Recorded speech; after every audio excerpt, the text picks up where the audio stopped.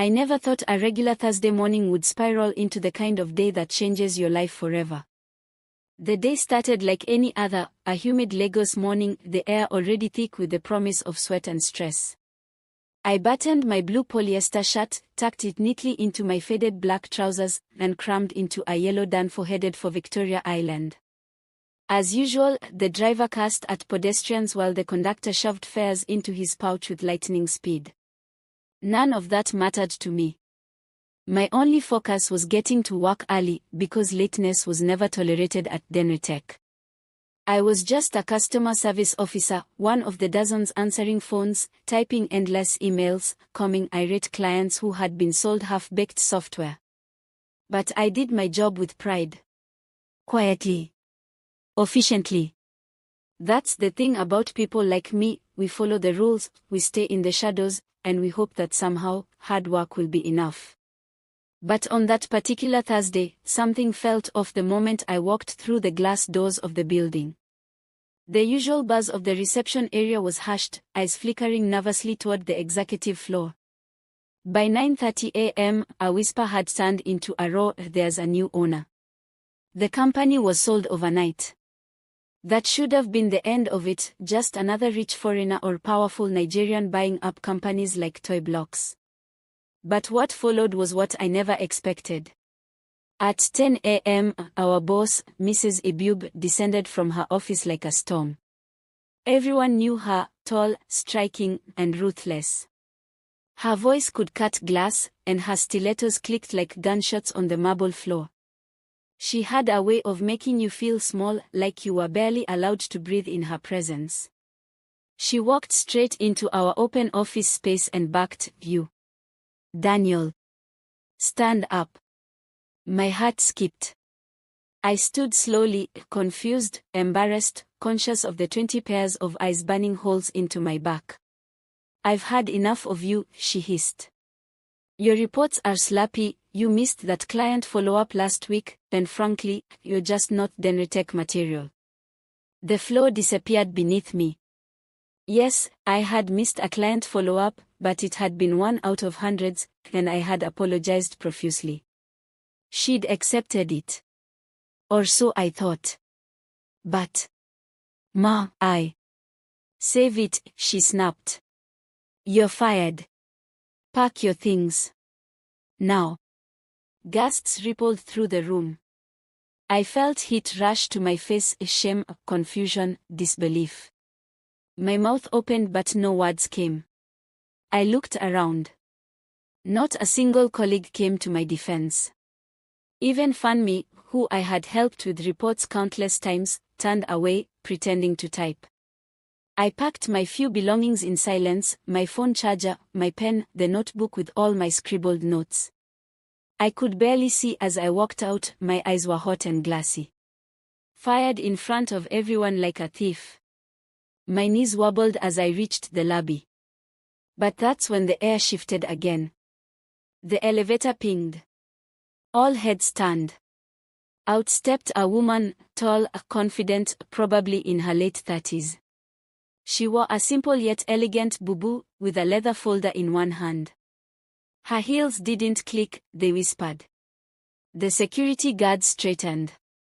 Even the receptionist stood up. She walked calmly past us and straight to Mrs. Ibube, who was still strutting back toward her office. But the moment her eyes met the woman's, something changed. Ibube froze.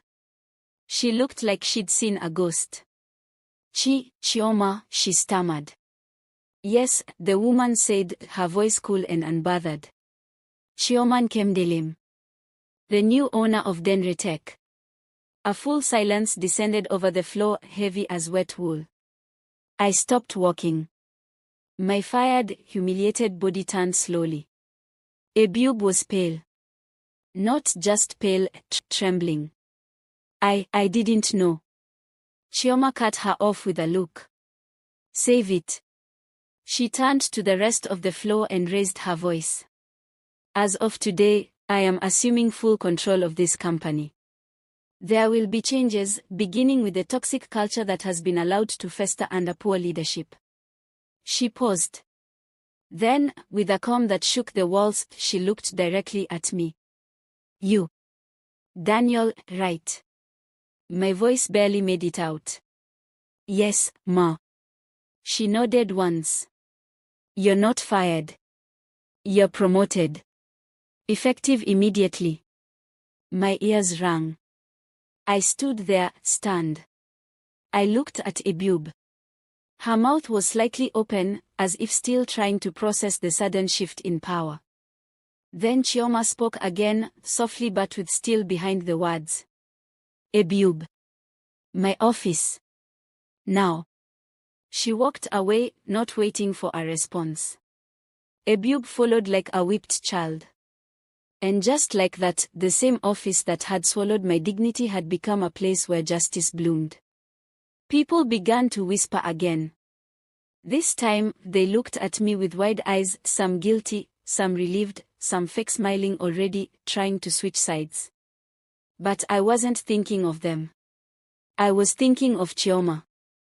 Her name, her face, it stirred a memory. Suddenly, it clicked.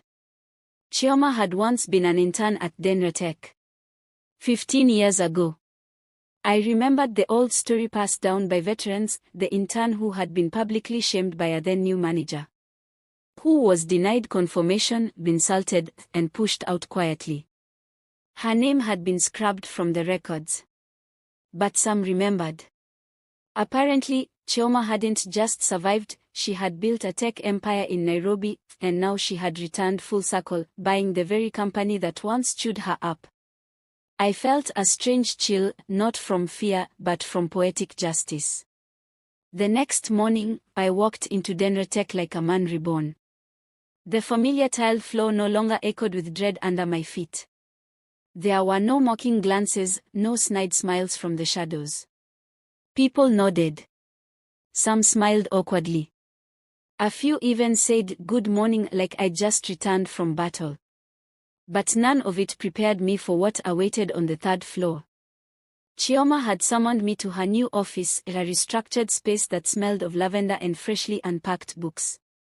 She sat behind a modest wooden desk, no gold nameplate, no lavish decor.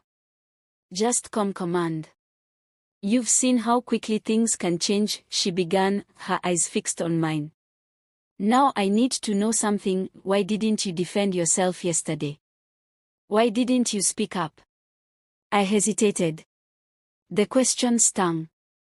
Because I've seen what happens when people speak up here, I said honestly. They get crushed harder. She nodded slowly, folding her arms. That's what I thought. And that's exactly the rot I came to remove. She stood and walked to the wide window, gazing out at the Lagos skyline. I was once like you, Daniel. Years ago. I sat where you sat, filed reports like a machine, then swallowed insults to keep a paycheck. Ebube was a junior manager back then, already drunk on her tiny power. I listened, struck by the sadness in her voice, not bitterness, but something deeper. She continued. I left with nothing but humiliation. But I also left with a promise that if I ever had the means, I'd come back not to take revenge, but to change the rules. She turned, her gaze sharp. I'm not here to save one person. I'm here to change the culture that allowed someone like Ebube to grow unchecked. But I'll need help. And I believe you know this company better than most. You want me to help fix it? I want you to help lead it. I almost laughed. But her face was dead serious. Suddenly, everything I had endured, the long hours, the silent humiliation, the overlooked effort, all felt like bricks that had built something stronger than I knew. I'll do it, I said, my voice steady. Whatever it takes. She smiled, the first real smile I'd seen from her. Good. Then let's begin. That afternoon, Ebube was officially demoted and transferred to a satellite branch in Calabar. A notice was sent company-wide, citing workplace misconduct and professional review. People whispered, but none dared oppose. The storm had shifted. As for me, I wasn't just a promoted staff. I had become something more terrifying, a witness. A mirror to the silent injustice so many had endured. And with Chioma now steering the ship, Denotech wasn't just changing hands, it was changing its soul. But the most haunting part? Ebube never looked angry. She looked scared. 2 weeks passed. In that short time, Denotech felt like a company reborn. The toxicity that had once lived in the air like smog had started to lift. Anonymous feedback forms were introduced. Employees were no longer afraid to speak in meetings. Promotions were now based on performance, not proximity to power. Chioma held weekly open-door sessions where anyone, from janitors to junior analysts, could walk in and speak their truth. And they did. I sat in on many of those conversations, sometimes stunned at the stories. One woman had been denied maternity leave and quietly demoted after returning.